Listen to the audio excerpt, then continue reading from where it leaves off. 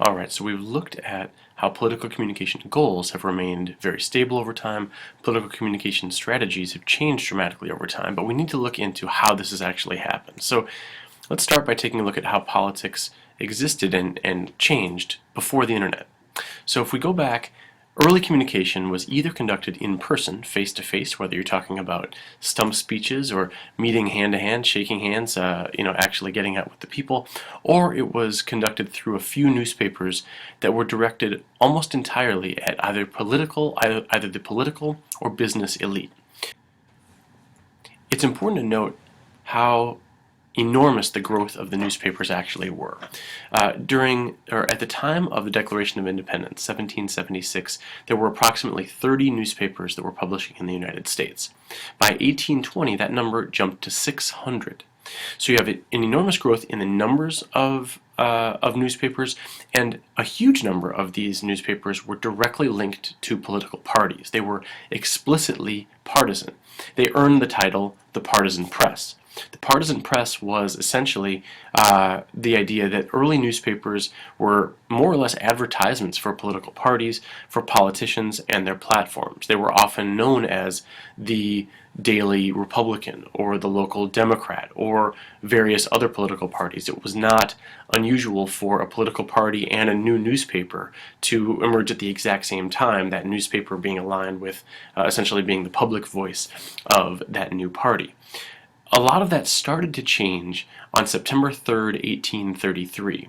On September 3rd, 1833, you have the beginning of what is generally referred to as the penny press, when Benjamin Day took this huge leap by starting to publish the New York Sun to an anonymous public that was buying these newspapers on street corners in New York for the price of 1 penny, as opposed to subscriptions that were there in the past.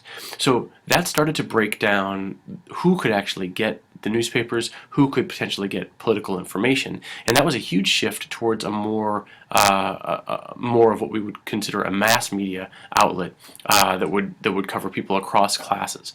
The penny was still more expensive than a lot of the working and lower classes, but it was clearly something that more and more people could have access to than what was previously an elite-based newspaper. During this early period, there was a transition from the partisan press to a more neutral and independent style of news reporting, something that we would consider more objective today. But this transition and this evolution of reporting and this evolution of newspaper style took place very gradually.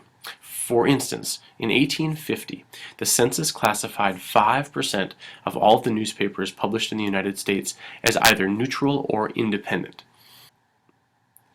90 years later, by 1940, that number had jumped to 48% of newspapers that were labeled as either independent or neutral, with another 24% identified as independent, leaning Democrat or Republican.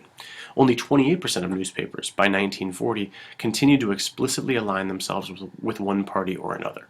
So there was a shift to becoming more neutral, more objective, and that was clearly an important part of what the political news and the objectivity of political news that we would see throughout newspapers entering into the majority of the 20th century as newspapers continued to dominate political news and political communication. That really started to change with the broadcast era. By broadcast era, I'm talking about radio and later television, then satellite and cable that is broadcast to Americans.